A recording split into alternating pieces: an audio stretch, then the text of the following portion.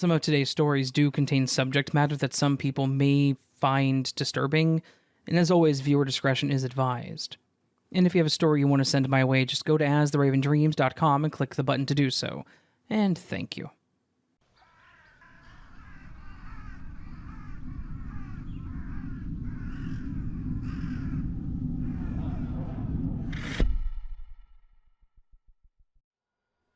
When I was 16, I had a bit of a problem with authority. I snuck out of the house pretty frequently. My parents and I never really had a good relationship, honestly. They were overbearing, and I, like I mentioned, had this weird complex with authority. I had that 16-year-old mentality that I was invulnerable, and that no one could touch me or do anything to hurt me. If anyone out there is around that age and has that mindset, let me tell you that you are not invincible. And this story was my wake-up call to that fact. This happened one time when I had snuck out and decided I was going to walk to my local gas station for a Red Bull and some candy. I had some cash from my birthday and it was quickly burning a hole in my pockets, so I figured I could spend about $10 at the station, and it would be good enough for now.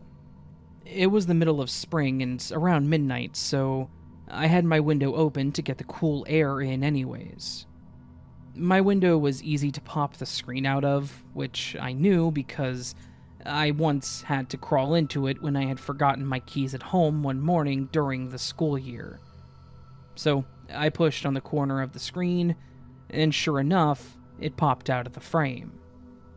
I quietly crawled my way out into the backyard and was able to get out of the gate without issues.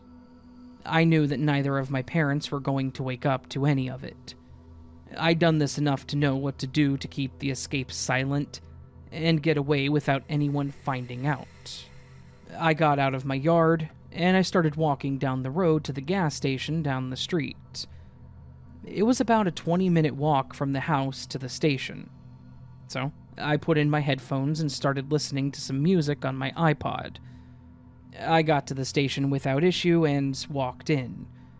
The clerk just kind of stared at me, as he did every time that I walked in alone in the middle of the night. I ignored it, grabbed my drink and a few pieces of candy, and then went to the desk to check out. After I put the items on the counter, the clerk just kept staring at me like something was wrong. I was a bit annoyed, so I asked him, "What?" He then spoke up and asked me how old I was. I lied and told him that I was 17. I don't know why I didn't just say 18, but I figured 17 was enough to be doing what I was doing. He stared at me with that look of, "I know you're BSing me," but rang up my items and told me the total. After I paid, and he gave me the cash, he leaned in and asked me if I wanted to make some extra money. I shook my head and asked what he was talking about, and then he slowly reached down and grabbed his zipper. I just turned to walk away and told him that he was an effing creep and left. And while that was creepy, that's actually not where it ended. After leaving and starting my way back home, a pickup actually pulled up behind me and slowed down to match my pace. They didn't get to the point where the window or driver was even with me. They got to the point where they were right behind me and just kept an even pace with me. This kept on for several minutes on the walk, and the second I turned around to see who the hell it was, they slammed on the gas pedal and gunned it past me down the road, and then made an incredibly fast, sharp right turn. After this, I figured that I should probably make the trip quicker than I had been going. I was basically speedwalking down the road and was cutting through people's yards to cut the trip short. I turned onto my road, and as soon as I did, who else would be heading in the opposite direction but the pickup from earlier? As soon as I saw it, I was hoping that it hadn't seen me, but he started speeding up in my direction pretty much immediately. I booked it as best as I could in my flip-flops, and every time I turned around, the truck was getting closer. I was pushing myself to go as fast as I possibly could, trying to just get to my house so I could get into my backyard. But I knew that I wasn't going to make it. My only hope at this point was to go in the front door and just face the music. Because if I went in the front, I was definitely going to wake up my parents, as it was right by their bedroom door. I started booking it towards my front door and, to my surprise, the truck stopped in front of my house. They sat there for a moment, and then screeched out their tires as they gunned it down the road. I stood there for a few seconds, my heart pounding, and was just thinking, holy shit, what the hell was that? After I was certain that they weren't around anymore, I made my way over to the side of the house, opened the gate, and then crawled back through my window. As I got back in my room, I could hear my mom and dad talking, specifically my dad asking what the hell was going on, and I heard him opening the front door, I assumed to look out front.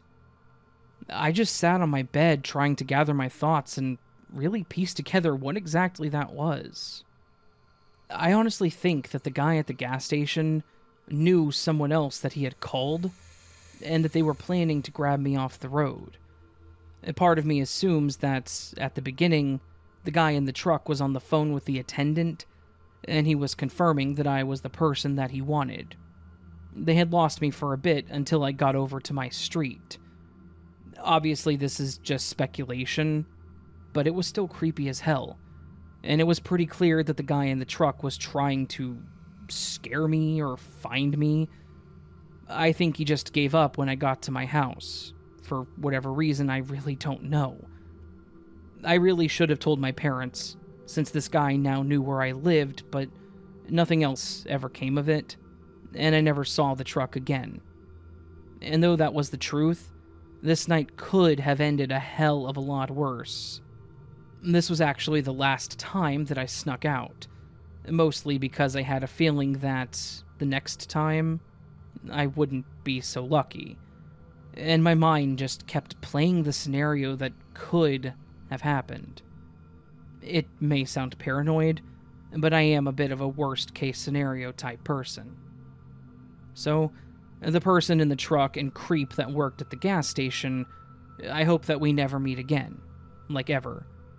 And to any young girls out there that have the same mentality that I had back then, I hope you realize that bad things can happen in the blink of an eye, and you are not invincible before you end up in a situation like I was in.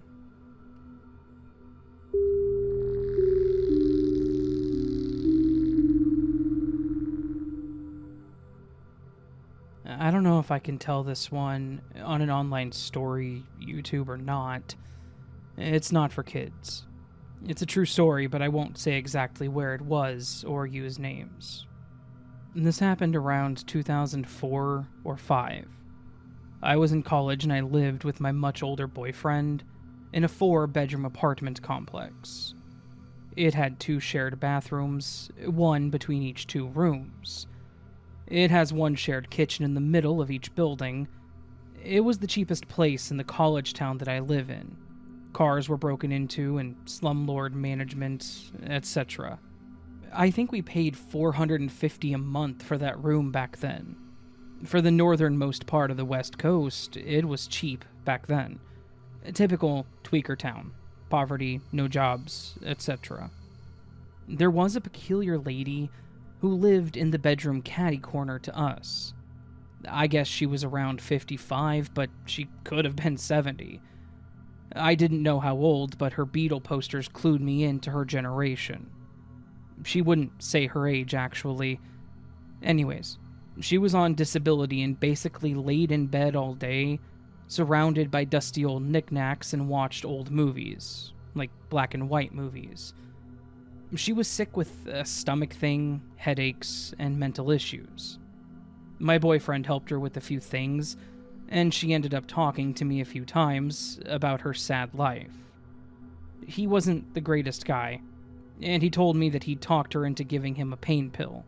So, she must have been sick, but then again, pain pills were common in the early 2000s, prescribed by doctors who felt sorry for people in any type of pain. I never heard an actual named disease or condition. She just told us about the adult daughter that she never saw, and parents who she hated but paid her rent. Anyways, months pass, and I one day noticed the windshield on her car was smashed. A day later, she was giving things away by setting them near her car with a free sign. When I asked her, she seemed ambivalent to the broken windshield. I was pretty ambivalent to her, because she tended to talk too long and sort of trap you in conversations. She mostly had just bought liters of soda and donuts, Twinkies, which she had lying around her room. She was super skinny too, even though all she ate was junk food, probably malnourished. So, Halloween night was very close then. On the big party night, I was drinking a shot of vodka in the kitchen before a party when she came into the shared kitchen and began asking me if she could have a shot, and I obliged. My boyfriend was a lightweight and already passed out from 2 shots, so he was useless. Otherwise, I'd have left him with her to, talk with her. She was an older lady, and at that time, I trusted that someone older than me knew how to handle alcohol. I had no reason not to share on a holiday, as I was jolly and excited to go out. After a few shots together, I went to leave and she asked if she could come along with me. I was only 19, and I was looking to hook up with friends and thinking that this old toothless lady would not be fun to babysit. Plus, she was in a nightgown. An old-fashioned nightgown like a little rich girl in white lace. She acted odd. Not just drunk, but also like she believed that she was my peer and didn't understand why I wanted to go alone. Anyways, I was irritated by her and I just wanted to leave. Big mistake. And that is the part that I regret. I left her.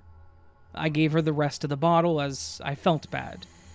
I made an excuse I can't recall and I left in a hurry.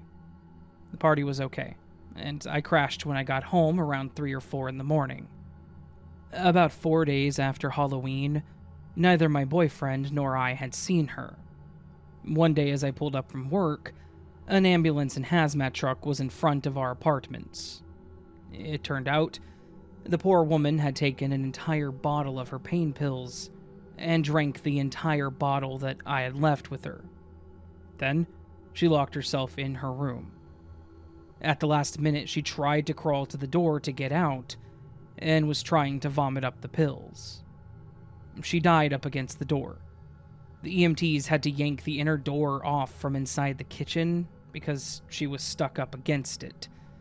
She was gone when I came in, but there were stains on the kitchen floor from her being removed, like stains that smelled and were obviously bodily fluids. I cleaned it up with bleach, as I felt responsible. At the moment I was mopping, her super elderly parents showed up. They didn't say a word to me, but the look they gave me was nothing less than pure hatred. Like, it was my fault that she lived in a crappy slum. Or maybe they thought I was white trash, as the woman told me all the time that she was from a rich family. They went into her room, and they closed the door, into her coffin that they had ended up paying for. I felt bad, and I still will for a long time. Regardless of how physically and mentally ill she was, I wish that I hadn't given her the vodka. I didn't know anything about adult protective services or reporting self-neglect of disabled folks back then either. From now on, I pay special attention to individuals' mental states, and I try to help where I can. I had no idea that giving away all your stuff and acting manic were weird at that age. Anyways, if someone acts odd, just call the cops for a welfare check. It would have saved her life, for as long as it could have, at least.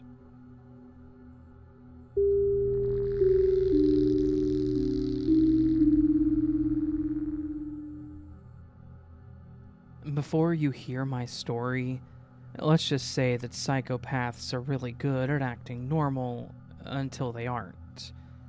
true colors always come out, and this experience is the reason that I still have high trust issues with new people to this day.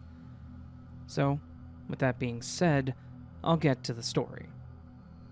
Back in 2017, I briefly lived with probably the most impulsively insane person I had ever met. Let's call her Ray. Ray and I met in the beginning of 2016 through some friends in college, and over time became closer. She seemed pretty normal and nice to me, and I never pinned anything out to be wrong or out of the ordinary with her. We had a good time when together, and from my experience so far, she was actually even pretty supportive too. For instance, when my ex broke up with me, I was understandably devastated. So, right when she found out, to cheer me up, she immediately bought us a large case of beer to drink together while we hung out. And, admittedly, I needed a small buzz to take the edge off of the drowning emotions that I was experiencing. Instead of a pity party, she decided to have a roast. She ended up insulting my ex to the point where I surprisingly felt a lot better, because she had me laughing super hard rather than sobbing. And it made me immediately feel like it was less of a loss for me. And she actually really helped me to move on, because she had convinced me that better guys were out there. She was actually right about this one.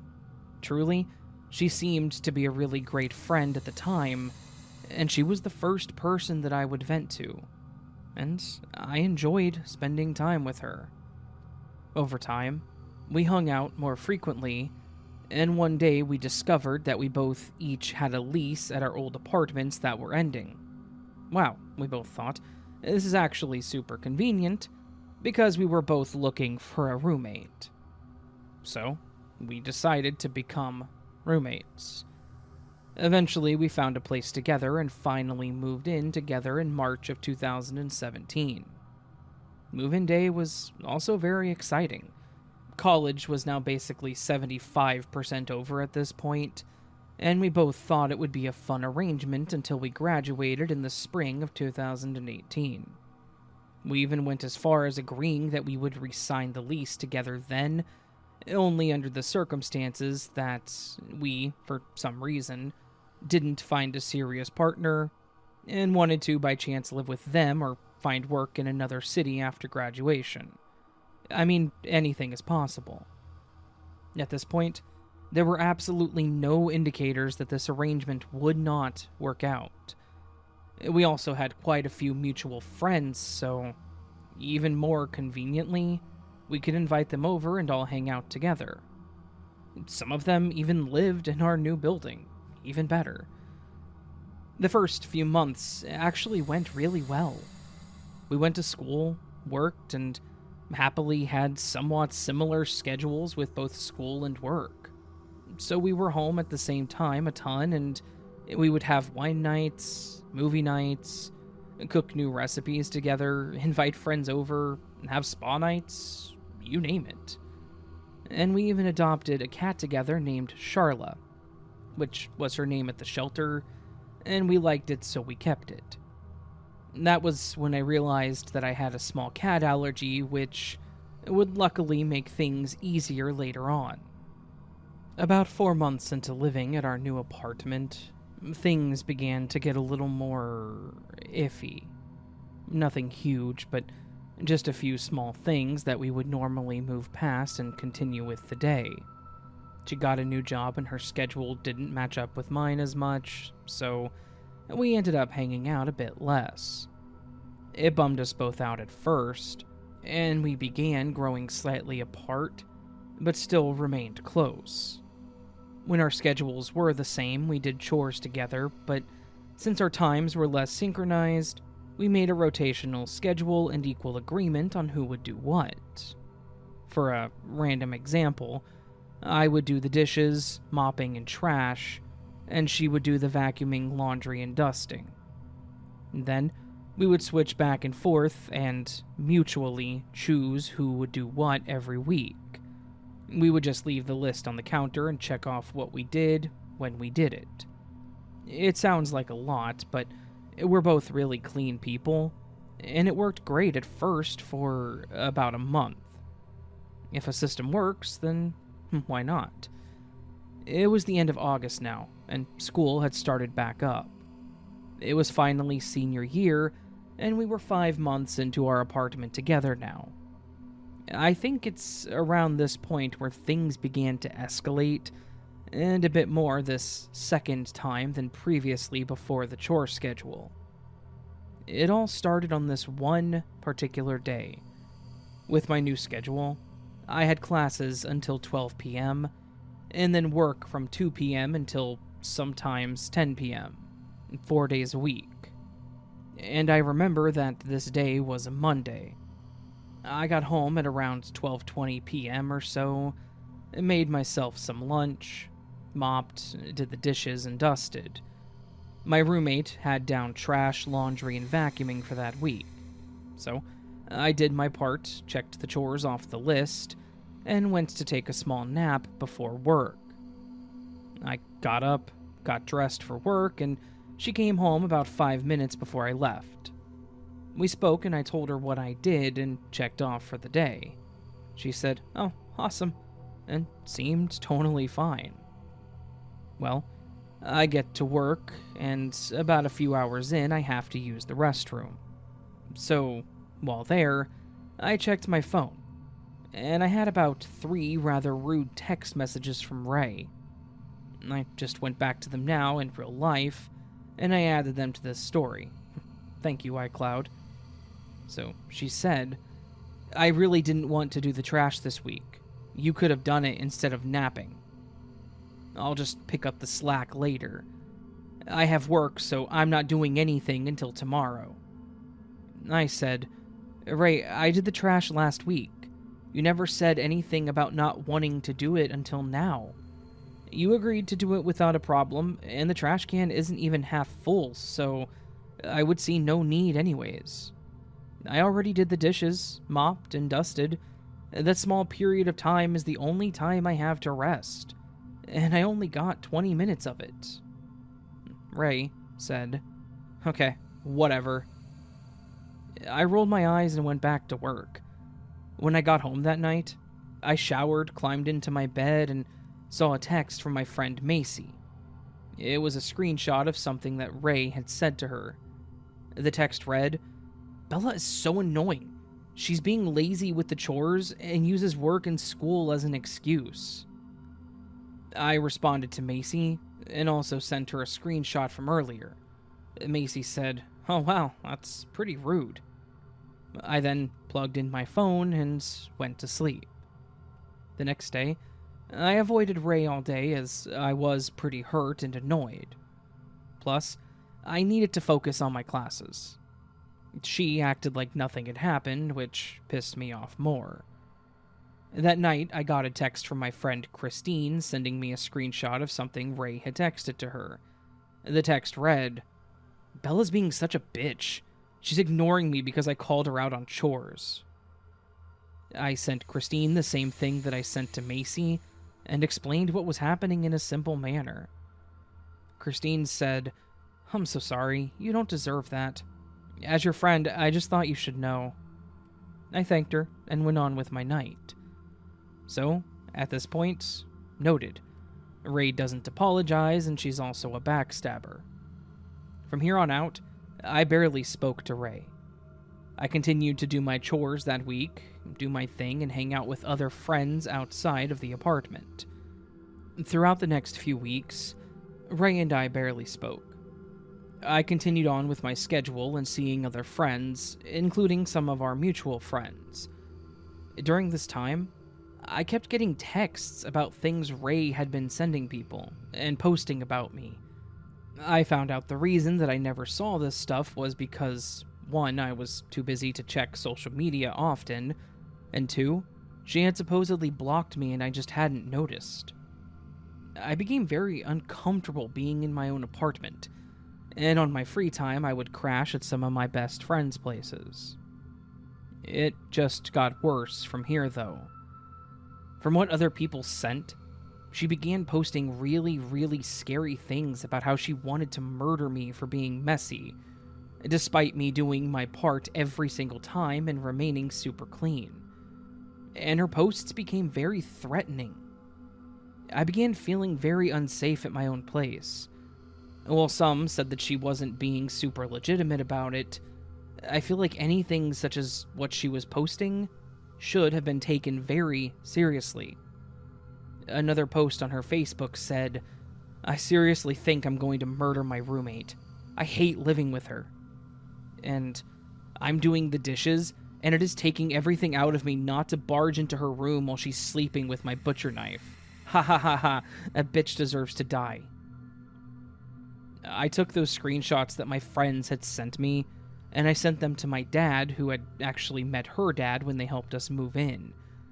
My dad immediately called Ray's dad, and her dad supposedly contacted her and threatened to pull her out of school and have her go back home to the Northeast, as these posts are a serious threat, and that Bella and her dad will take this to the police if you make one more post, and I will personally come drag you out of there and get you back home.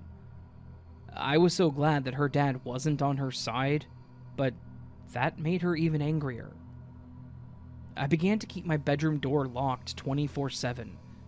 Shortly after this, she began, successfully, picking the lock at my door, and I could tell that she was going through my stuff while I was gone. I had to change the lock and get a new key for my bedroom door.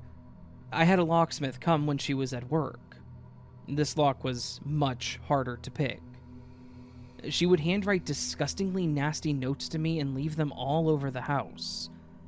She would also post on social media that I was a fat pig, despite the fact that my BMI was already a bit too low, and my doctor told me I needed to put on some weight, and that I was a POS, despite doing nothing mean or threatening to her.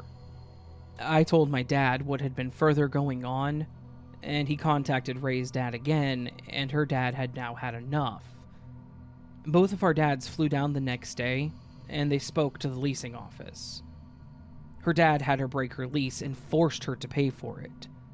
Unfortunately, she stayed in the building and got a 1-bedroom 2 floors below me, but she never bothered me again, because my dad and I had threatened to press charges had she ever made a single post or spoke to me again.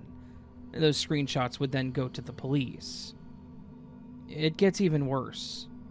After she moved out, I discovered that roughly $5,000 worth of my jewelry and all of my heirlooms that I will never get back were missing.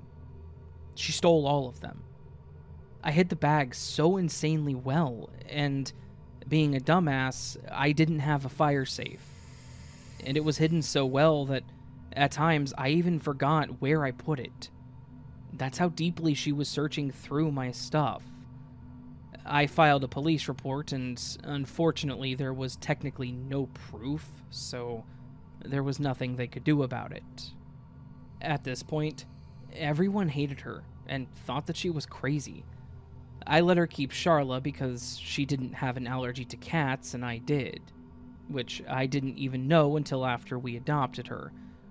She would also keep the cat from me anyways, so it was really her cat at this point. She lost every friend because of this. Her dad had been helping her out a bit and cut her off completely, and she had to get a second job and also apply for student loans. Luckily, she really did never bother me again, but aside from the main lock, I still had a padlock installed and would leave it closed when I was home.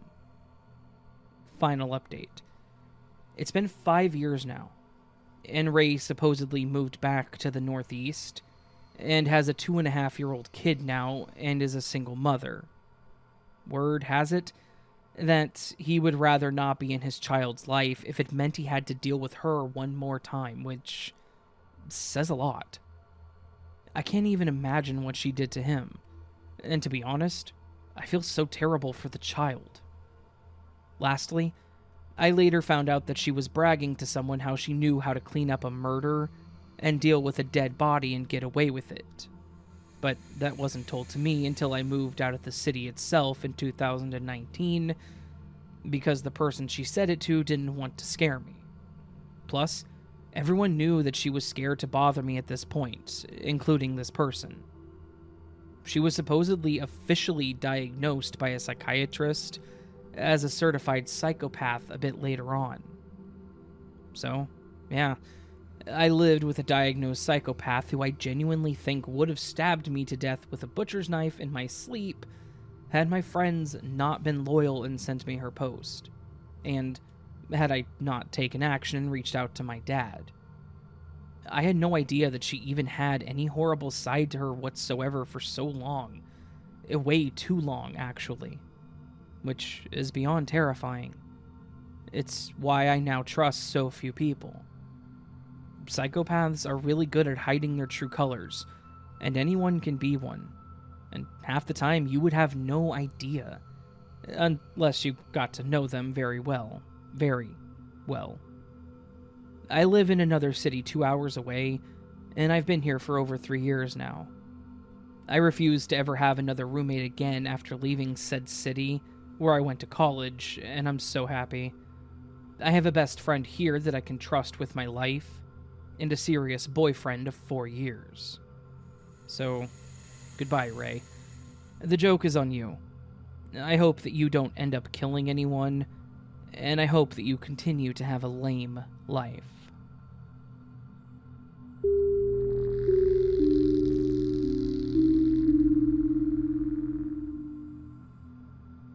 No one's going to believe me.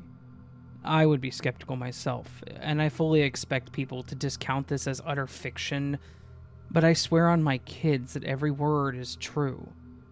This was told to me by someone who has top clearance in the government. He was not prone to telling stories or bragging. I know the man's character, and I 100% know that he was telling the truth. But to everyone else, this is just another hearsay of someone who knew someone that was there. So, I get it if you don't believe me. I'm not just telling this anonymously for my sake, but because the person who told me shouldn't have. He was telling me classified information. So, here it goes. I met John my junior year in high school. He was a year older. His family had moved him from New York City into the woods of East Nowhere right at the beginning of his senior year. I mean, who does that? Why not wait 1 year instead of ripping your kid away from everything he has ever known? Not to mention all the opportunities the city has compared to a diploma from a podunk town with a population of 500. But there has just been a major shift in the government. Apparently, they moved suddenly with almost no warning to the middle of nowhere, to a dead-end dirt road that even the locals didn't realize was there. So John was a very close friend. He was my first boyfriend, but that didn't last. But we stayed close over many years. His father had been a politician. He had lots of stories, all verifiable, nothing secret. Stuff with him hanging with the Kennedys. He has the photos to prove it, along with presidents and other famous people. As I started college, John's parents had started going away for the winter. We were in a very cold state. They had a cat that John's father loved like crazy. My school didn't have dorms, so I lived in an apartment, but I went home for the summers. I missed having a cat, but getting one wasn't practical because I kept moving back to my parents' house in the summer. It worked out beautifully, because I would take their cat for the winter, satisfying my need for a furry pet, and then bring him back home to John's dad for the summer. My senior year, I get a call from John's dad a day before we're supposed to do the swap. He's sobbing. This is a man's man, practical, no nonsense, but this man is bawling. The cat had gone out onto a paper-thin sheet of ice on the lake, and the cat fell through, and John's dad went up into his chest to save the cat. And that's how much he wanted to save his beloved pet, but the cat didn't make it. I'm telling you this because it was our bonding moment. I had known him for 6 years at this point, and we always got along, but this was the point where we were more friends and less my friend's dad / his son's friend. We were home on winter break after the incident with the cat dying. I was having dinner with the family. John's dad gets a phone call, pre-cell phones. He takes the call in the other room and comes back really quiet. He was usually talkative, but not boisterous. He was positive without being a prankster. Just a nice, solid guy. Now, he was deep in his own head. After dinner, he sits in his chair and he starts to talk. The phone call was a longtime friend, and they had brain cancer. A very rare kind of brain cancer. He told me the name, but I've long forgotten. He then tells me that this is the 6th person he knew that had gotten this specific rare cancer, which seemed odd. He said, yeah, it is, but when you realize that there were 8 of us all who saw and touched the same thing, then it gets weirder, but explains the cancer. He and 7 others had a tour of Roswell. They learned everything. There was a crash. There were 4 aliens. 1 was dead when the military got there, and 1 died shortly after. 1 made it back to the base, but didn't survive more than a couple of hours. And the 4th? It lived with minor injuries. It did die, tortured to death with experiments. Of course, they worded that differently, he said, but that's what it was. They then saw the aircraft. They had been trying to fly it for years. They were able to turn it on and get it to hover, which they did a demonstration, but that was it. Although they learned a lot, and much of our technology was retro-engineered from it. So now, 20 years later, 6 of the 8 in the group that had a tour had gotten the very specific, very rare brain cancer. 1 had survived, 4 died, and 1 had just gotten the diagnosis. He was worried for his friend, but terrified for himself. I cannot tell you what he looked like, just scared, relief for being able to tell the secret. Later, he came to realize that he told us classified information. He said no one would believe us, but if the wrong people knew, he would be in danger, so please don't repeat it. And I didn't. Not for years. And after 25 years, I've only told 2 or 3 people. But that's not the end. 2 years after this, he was diagnosed with the same rare brain cancer. He survived. Of the group at that point, he and the other were still living. I believed him from the start, but him getting the same cancer 2 years later erased any of my doubts. And then, just a couple of years ago, in a very different part of the state 100 miles away, I'm talking to my neighbor. His dad was stationed at a military base in Japan. They were removing old filing cabinets that had been there literally since the base started. Behind one of those cabinets, he finds a classified memo. It details the Roswell crash. It confirms everything that John's dad said. 1 DOA, 1 dead soon after, 1 made it to base, and 1 survived to be experimented on until he died. And they still have the bodies. They sent the memo to Washington. When they checked to see if it got there, they said, "What memo? And we don't know what you're talking about." The memo came out mostly redacted, after the Freedom of Information Act compelled its release. My neighbor said that it was the same memo that he held in his hands. But this was before cell phones and digital cameras, and they weren't about to let a teenager photocopy a classified document, even if it was from the 40s. The fact that my neighbor said the exact same thing tells me that both are credible. But, like I said at the start, I don't expect anyone to believe me. I talked with someone who gave me an eyewitness account, but for you all, it's just another story on the internet.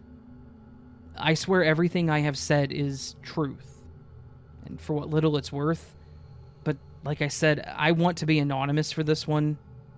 John's dad is passed, but still, There's no point in outing him for giving up classified information.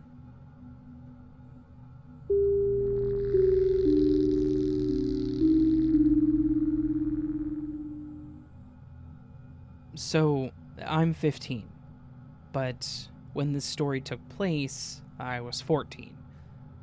I went to a wedding in one of the southern states of the US where I lived. The Hispanic culture is very large. Nothing wrong with this, it's just relevant to the story. My best friend, we'll call her Stacy, was a close family friend, so my parents allowed me to go to a wedding with them one night in December.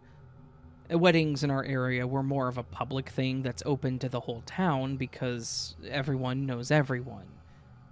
It was fairly cold outside, but I remember wanting to look pretty in case guys from my friend's school were there.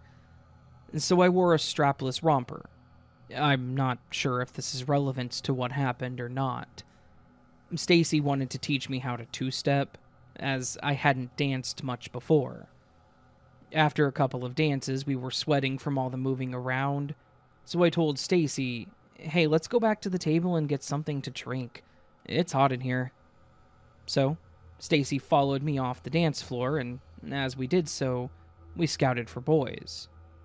A few feet off of the dance floor, and an older man who looked to be in his 50s looks me up and down multiple times, and I just stood there not knowing what to do. I turn to walk away, and Stacy tells me that there's an old guy checking me out. I was a little weirded out. I turn to look at him, and he's smiling right at me. Then he comes around to the front of me, and he grabs my hand, and he says, "Let's go dance." I said no, as this seemed inappropriate, because I was only 14. He kept pleading without letting my hand go. "Please, we need to go dance. It's a good song and everything." And he looks me up and down again, smiling. I keep trying to pull my hand away, but he won't let go. And this whole time, Stacy had left me to go find her dad, so he could tell the old guy off. I finally pull my hand away, and I tell him that I need to find my parents. It was a lie, as they weren't even there. I go to Stacy, and I feel like crying. This event made me feel so gross and dirty. We went to the bathroom, and I looked in the mirror in shock. I couldn't dance for the rest of the night. We just sat down and drank. Eventually, the guy ended up getting kicked out of the wedding for being inappropriate. It just scares me to wonder what could have happened if I did give him that dance.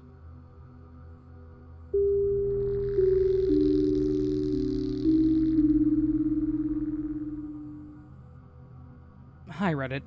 I just found this group and really am enjoying it, so I wanted to share one of my scares that occurred around 5 years ago.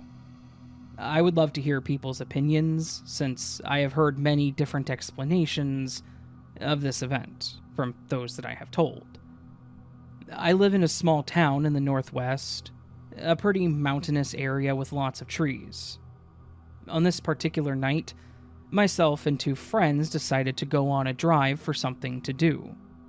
It was my friends TJ and Nathan, I'll just call them that, who got together in TJ's old worn-down 2006 WRX. I was in the passenger seat with Nathan in the back. We decided to go down this windy side road that only has trees and the occasional house spread out randomly. There's also an active nunnery on this road, and an old, worn-down, and abandoned school. This particular night was dark with rain pouring so fast that TJ's old windshield wipers couldn't entirely keep up with it. As we're speeding down this road, just being about stupid stuff, we start to see something in the distance. On the left side, over the white barrier line for cars, was someone walking with a large backpack. Right when we got close enough to where we could make him out a bit more, he stopped walking instantly, stood up straight, threw his backpack on the ground, and made a dead sprint for our car. TJ had to yank the wheel hard to the right to not hit the guy throwing us into the dirt, and almost rolling down a cliff. Looking left while all this was going on, I saw the man's face. Super pale with glazed over eyes, kind of like those eyes that blind people have. He had white hair and was a bit rigid, but had this crazied look about him. His hand was extended toward us like he was trying to grab us or the door. We managed to get away, but his face is still in my mind today. Right after this happened, I was expressing how crazy that was to TJ and Nathan. Turns out, Nathan was on the phone the whole time and was just trying to figure out why we yanked the car and slammed on the brakes. TJ wasn't responding at all as we were inching down the road. I asked him 3 times, and we ended up shaking him in order to get him to snap out of it.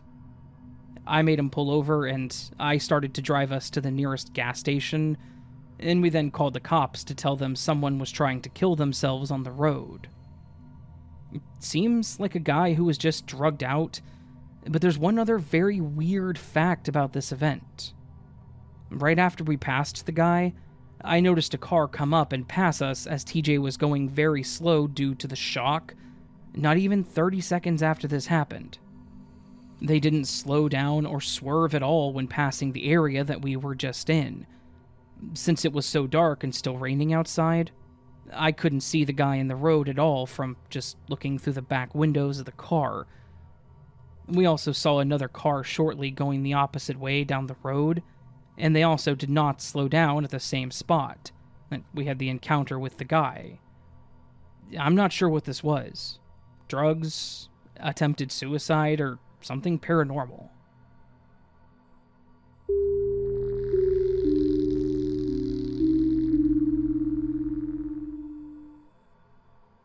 So, me and a group of friends, me, a female, my ex-boyfriend, my friend, female, and the other was male.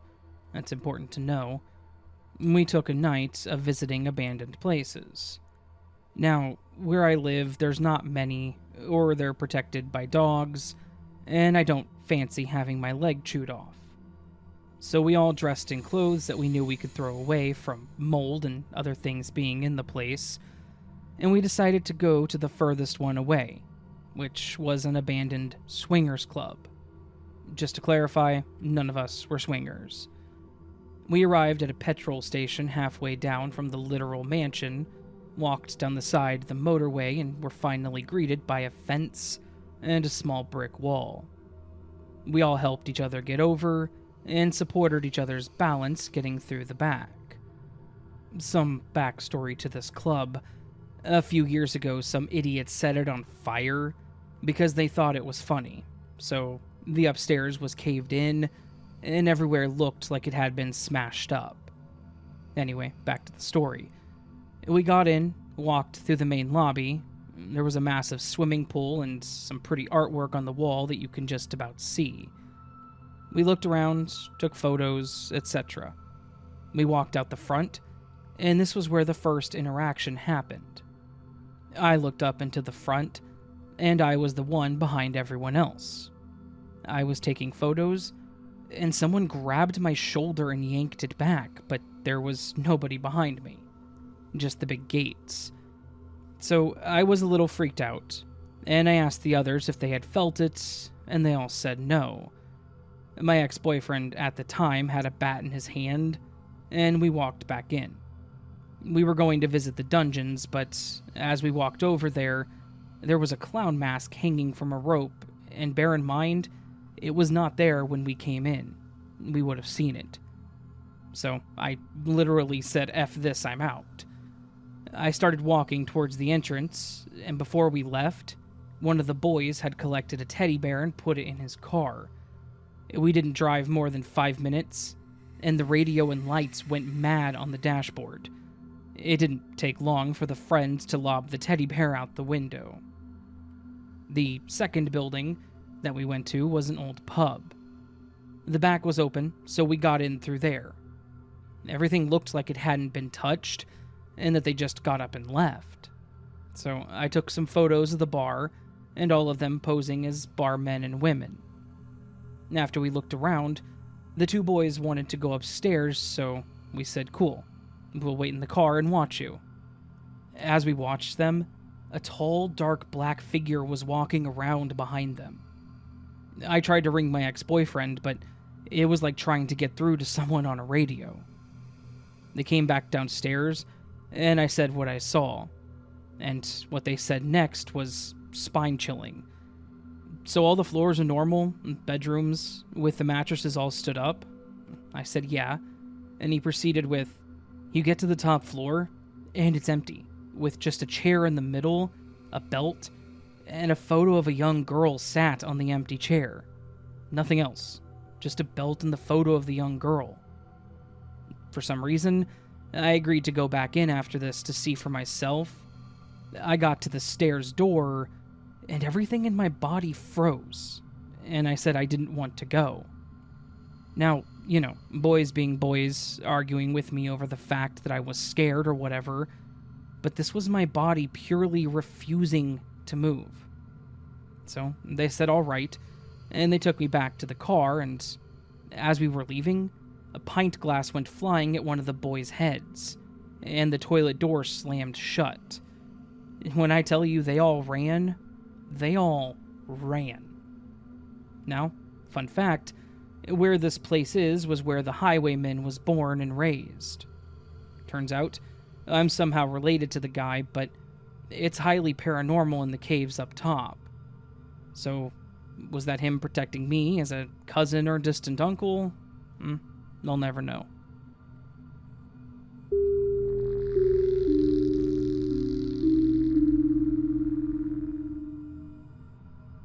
I was in Girl Scouts when I was younger. We would go on lots of field trips, and once yearly would take a camping trip with the other local troops. I live in the South, so the campground was an old plantation. The plantation house was at the front of the property, situated at the end of a winding dirt road. Our campsite was pretty far back on the property, with a trail through the woods leading to cabins, picnic tables, and a latrine. After we settled into our cabins, we ate dinner by the campfire, and our counselor told us the story of the family who used to live at the plantation. They had one daughter named Sarah. Sarah had apparently met an early death, and there were a few different rumors about how that death came about. The most accepted one was that she fell off while mounting her horse and hit her head on the iron hitch. I don't know if this is the right word. It was a pole in the ground with a ring attached to it for tying horses. He was tied to it, but others believed that it was something more sinister. The next day, our troop ventured up the trail to get a closer look at the main house. It was beautiful. It was surrounded by large moss-covered oak trees and tall, swaying grass. A pretty typical southern plantation. There was the main house, an old stable, and a peculiar small white structure attached to the side of it. Kind of like those mini sheds you can buy at the hardware store, but with windows. I can't vouch for the truth behind the campfire tales, but I can tell you with confidence what I saw that day. When we got there, all the girls hurriedly crowded around the small white shed. Inside was a perfectly preserved tea party for about 10 little dolls, all sitting around a table in high chairs in various stages of decay. I don't remember all of their faces, but I will never forget the face of the one at the head of the table. It looked Victorian, with a cracked face and white eyes with no irises or pupils. "And that's the doll that killed Sarah," said one of my fellow Girl Scouts. She told me that there was a campfire song about how the doll had stabbed Sarah with a knife in the middle of the night. Some of the other campers that had been there before swore that if you visited the dollhouse at night, her eyes would glow red. I never got up the courage to go see it for myself. I also never fell asleep that night, and I never went back there again.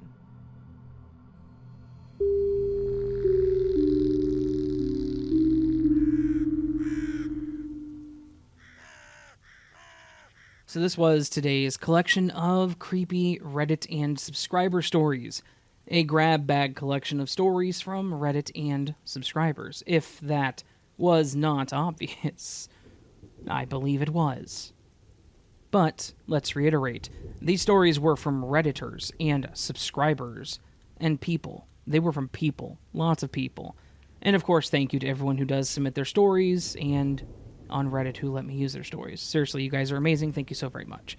Anyways, if you enjoyed this video, please do hit that thumbs up button. If you're new to the channel, consider subscribing if you liked what you heard and want more content like this. You can also join or go to Patreon, where for $1 a month you can get early access to my content, supposing that I get it up in time. For the most part, I do. Not always. I'm sorry. I suck. I know. Anyways. You can also do the super thanks if you want to tip the video. You don't have to. Never, ever, ever expected any of that, but really genuinely appreciated. Just watching is more than enough for me, honestly, so thank you all. That said, my friends, I hope you're having a beautiful week. Hope you have a great rest of your week, and I hope that everything goes your way. If not, well, we can try again tomorrow. So, anyways, my friends, I love you. Remember, you are loved. You are appreciated. You are valid. You are important. You're the best you that you can be, and no one should ever tell you otherwise. Don't let them. And until I see you again, friends, sleep well.